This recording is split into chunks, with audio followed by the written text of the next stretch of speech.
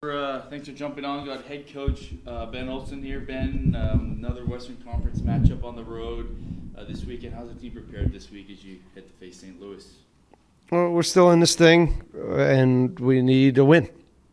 We need to continue with kind of what is, an okay away form, and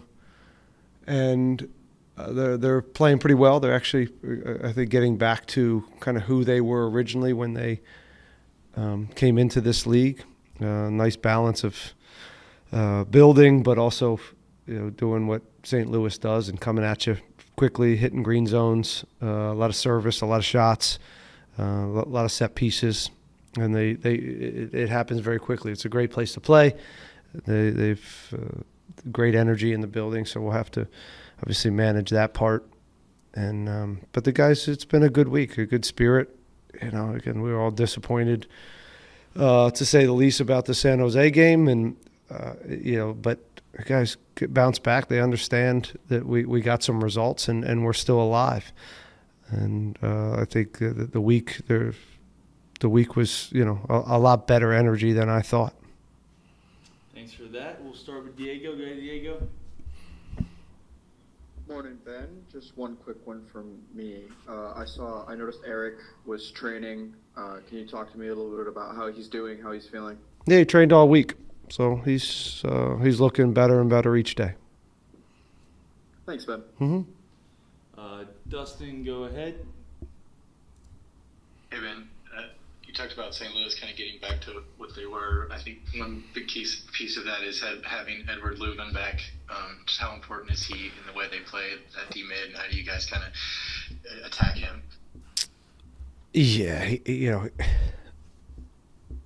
first off, he's gone through a lot of, I think, personal things, and certainly our thoughts are with him and the family, and so it's been kind of a choppy time here for him. And he seems to be playing at a high level. And when he was here, and in rhythm, and when he's on form and fit, he's still, as good as any midfielder in this league. Again, he's just so clever, range of passing. He's just kind of one step ahead. Technically, he's super gifted, and that's where some of their I think success has come from, is that they can go direct and they can come at you very quickly in channel running and green zone and good combination centrally with a lot of numbers. But with him, they have this other element to build the game, and just a different layer that they can go to if the other part isn't there. And that's, I think, why they've kind of started to level off, and they're in a similar boat to us, I think, is that they've put some good performances together, and sometimes belief isn't there, and they're not making the plays in both boxes that you need to do to be in a playoff situation. So it'll be an interesting game.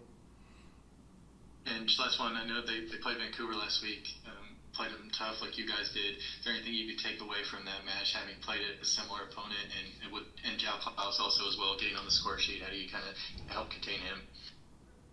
Yeah, we watched that game, the Nashville game. There's a few games that you can take some things from them of just what they do, but I don't think it's much of a secret at this point for any team and what they're doing. We're in August, and this is we've seen enough. There's enough sample size to kind of dial down on kind of how they're going to go about winning games.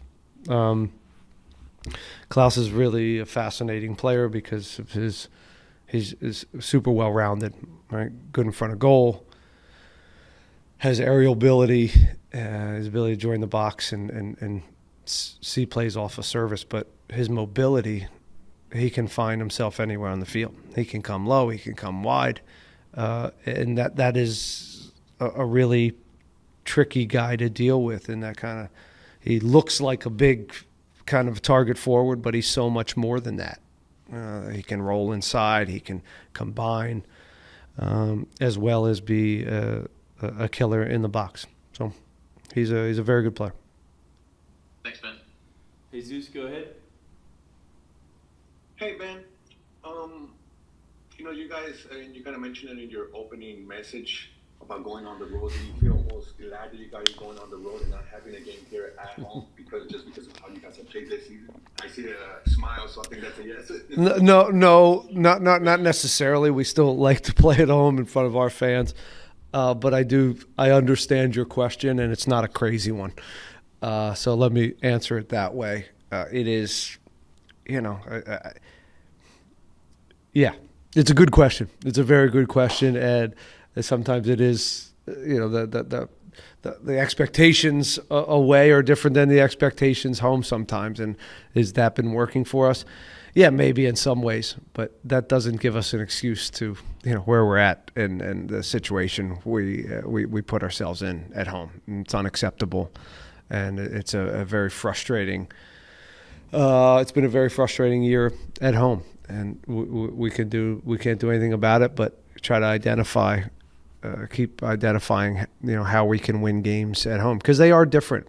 And as much as we'd like to think we're the same team home and away, we're not. And it's also how teams play us at home, and the heat is real. So again, when teams sit and we have a little bit more of the game, and our inability to see the game out in front of goal with some of the chances we have, we leave ourselves somewhat exposed because of the game itself and the way we try to dictate the game. And sometimes on the road, that's a similar situation. So we have to solve that part. But again, some of it is doing the business in front of goal when we have these chances. And that changes game state. And we haven't been able to do that and get the lead at home enough to now try to get the second and third, as teams now have to come after us. And that getting that first goal at home has we haven't capitalized on fast starts and seeing that out, so we could be in the more in the driver's seat in some of these games. And I think that's a big part of the story. Obviously, still a lot of games left for you guys, but up to this point in the season, where would you put the blame as far as or the issues as far as why the team is playing the way it is now? Maybe not enough players brought in, with the players went out, coaching, perhaps the players are not doing what they need to do on the field. I mean, you kind of mentioned it, putting the ball in the back of the net. They get there, but they can't put it. Like, where would you put the blame as far up to this point in the season? Coaching. Everything's on coaching. Yeah, I'm not going to get into the blame game. We're in this together. The group is in a good mentality. We're going to scratch and fight, and we're going to do everything we can as we have been. Right, the effort and commitment from these players. It's been there every week. I can't fault that. I can't fault the way they train, the way they act, and try to absorb information and try to do what we're trying to do and prepare for games and give everything they have on the field. I can't blame them for that part. And, so we'll just keep plugging away. We'll keep trying to give them as much information to get us better and prepare for opponents, show up hopefully with the right mentality and the right pulse and the right blood to compete. And it's going to end where it's going to end. And hopefully we can turn this thing around and make a run at it.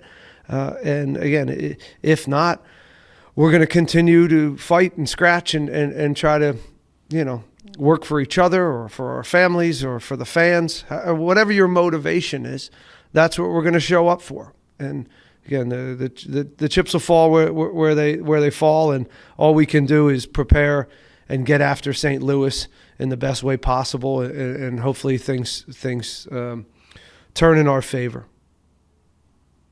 And the final one for me, Jack, once again, we're playing with the U.S. men's national team. How do you gauge his progress when he joined the team to where he's now? I know, he's worked a lot more on his defense, but how do you rank his progress now that he's joining U.S. men's national team once again? I think he's moving forward. I think he's finding out, who he is as a player and where he's going to be successful on the field. Of course, he's not he has some limitations in him, and figuring out what he can do, how far he can push that, from a physical standpoint, getting stronger, faster as he goes. The offensive side then also is, as you become kind of a guy people talk about in preparing for Houston Dynamo, how can you impact the game on the offensive end? When they're bringing two at you, when you don't have as much time and space on the ball, how can you still affect the game? And where does that mean? What are you doing when the ball hits you? But also off the ball, what spots can you find and kind of problem solve when teams do different things to stop you? And that's going to be part of his kind of evolution. Thank you so much, man. Any other questions on Zoom? Going once, going twice. Oh, yep. Victor, go ahead. Yep. Hey, Ben. Hey, Victor. Wanted to ask, when you look at the options on the bench, Steres, Owodesu, just wondering what happened with those guys. They seem to have fallen out. Just wondering what your evaluation of them is. Well, Dan's been essentially hurt all year. He's been dealing with a hip injury. Basically, and some fitness issues all year. So he's healthy at this point, but he's definitely been managing himself. And Femi's was just performance. It's just that simple. I mean, again, I think in a lot of ways we set him up to fail a little bit in that he was playing too many games early, and frankly, it wasn't designed for him to be on the field that way, that many games. And it's just, I think in a lot of ways it was too steep a learning curve. And so that ends up being, I don't think the easiest situation for him. But he's still going to play a part in this as we go. It's the revolving door at center back has been, a real thorn in our side this year, to say the least. So if you want to start picking at things, that's been tricky with Eric out all week or all year, and again, he's thin, and it's just been a revolving door. And Pablo's injury now, so it will continue throughout the rest of the year, and we just got to keep figuring it out. And hopefully Eric comes back and stays healthy. I think him and Antonio can be a good pairing, and something that can help us be a little more robust in that area to give ourselves a chance. If I recall correctly, I think at the beginning of your tenure here, there was a bit of a phrase, right? Bring the nasty. Do you think your team has lost a little bit of that nastiness in games? It's a good question. I think there have been moments that we need more of that. And, I can challenge that and I can push and prod, but in the end, you need profile. You need guys with that in their soul. You can't necessarily. You can at times turn the screw and light fires, but if you're doing that all the time, from a coaching standpoint, you better reevaluate and get some guys in here that have that.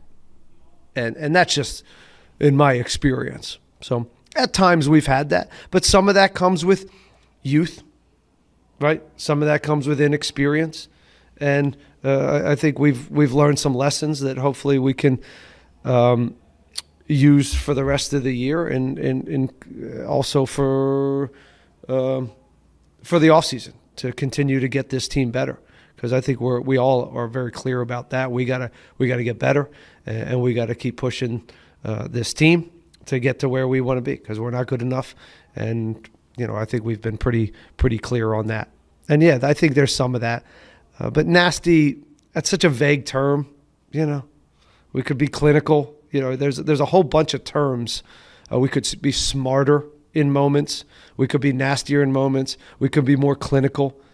We could be more cagey in moments. It's not just the nasty that has led us down this year so far. Right? There's other categories within that. But yes, there's been some moments where that has been an issue. There's been some moments where we haven't been clinical enough.